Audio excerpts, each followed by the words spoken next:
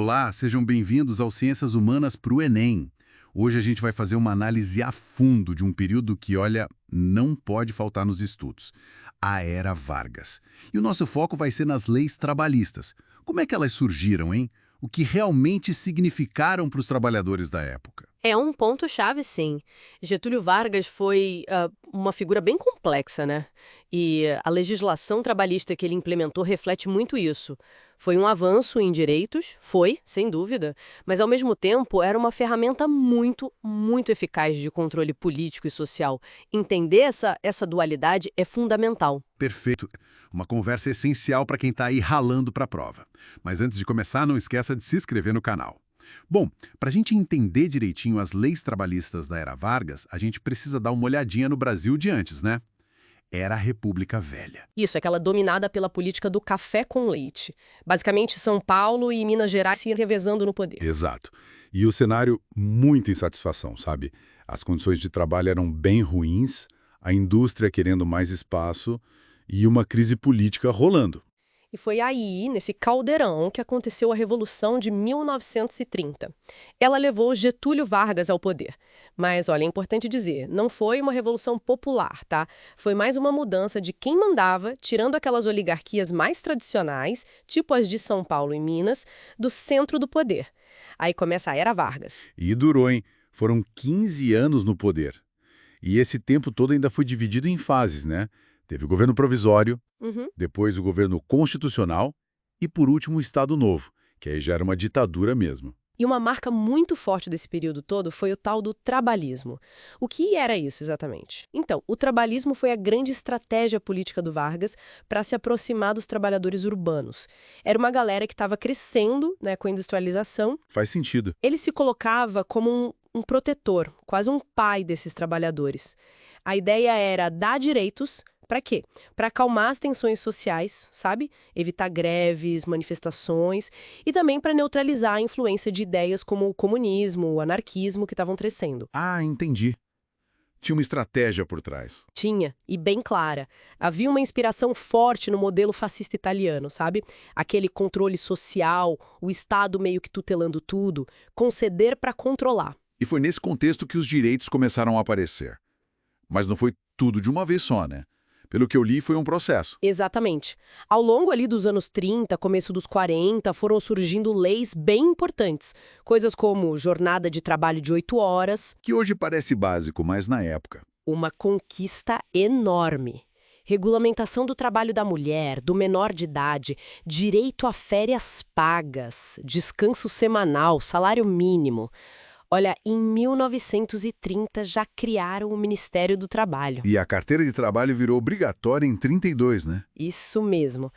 Aí, o grande momento, o ápice dessa construção toda foi a CLT, a Consolidação das Leis do Trabalho, famosíssima CLT. Quando foi mesmo? 1º de maio de 1943. Ela basicamente pegou toda essa legislação que estava meio espalhada e juntou num código só. Organizou tudo. E era bem detalhada, viu? Falava até de trabalho insalubre, essas coisas. Mostrava bem a intenção de regular a vida do trabalhador. Só que sempre tem um mas, né? Essa história tem dois lados bem claros. Ao mesmo tempo que ele dava esses direitos, o governo Vargas controlava tudo com mão de ferro. Exatamente. Os sindicatos, por exemplo, não eram livres, não. Eram ligados ao governo, ao Ministério do Trabalho. Os tais pelos, né? Esse era o apelido. Líderes sindicais que, na prática, muitas vezes, defendiam mais o governo do que os trabalhadores. E durante o Estado Novo, que era a ditadura, greve era proibida. Ponto final. E tem um detalhe crucial que a gente não pode esquecer. Esses direitos valiam mais para quem? Para os trabalhadores das cidades. A imensa maioria do Brasil que vivia no campo ficou de fora disso por muito tempo. Perfeito. E para amarrar tudo isso, para fortalecer essa imagem e o controle, Vargas usou e abusou da propaganda. Tinha o DIP, né? O Departamento de Imprensa e Propaganda. A UDIP, figura carimbada. Pois é, o trabalho deles era construir essa imagem do Vargas como pai dos pobres. O rádio era fundamental nisso. Programas como A Hora do Brasil exaltavam o governo o tempo todo. E o 1º de maio, que era dia de luta, virou o quê? Virou festa oficial. Dia de anunciar benefício, fazer desfile, celebrar o presidente. Uma inversão total do sentido original da data. E, claro, por trás disso, muita censura e perseguição a quem discordasse. Comunista, integralista, liberal. Não importava quem era contra, sofria repressão. Nossa, que complexo. Então, o que a gente tira disso tudo é que foi um período de avanços sociais, sim, direitos importantes foram criados ali, muitos que a gente tem até hoje, ou tinha, né? Sim, a base de muita coisa está ali. Mas, ao mesmo tempo, foi um período de muito controle, de autoritarismo, de propaganda massiva para manipular a opinião pública. E por que isso é tão importante para o Enem? Porque o Enem adora essa complexidade. As questões geralmente pegam justamente essa relação. Dar direito X, controlar politicamente. O populismo do Vargas, as características do Estado Novo, essa coisa de deixar o trabalhador rural de fora, o uso da propaganda. Entendi. Não dá para ver só um lado da moeda. De jeito nenhum. É fundamental entender que não foi simples. Não foi só bom, nem só ruim. Foi Vargas, cheio de contradições. Excelente. Vamos recapitular rapidinho, então. A gente viu o contexto da crise lá na República Velha, que levou Vargas ao poder em 1930. Isso. Depois analisamos a estratégia do trabalhismo, que levou à criação de leis importantes. Jornada de 8 horas, férias, a CLT como grande marco. Mas vimos também o outro lado da moeda. O controle forte sobre os sindicatos, a galera do campo ficando de fora. E o uso pesado da propaganda e da censura pelo DIP para construir a imagem do Vargas e manter o regime funcionando. Uma figura em um período, assim, cheios de ambiguidades.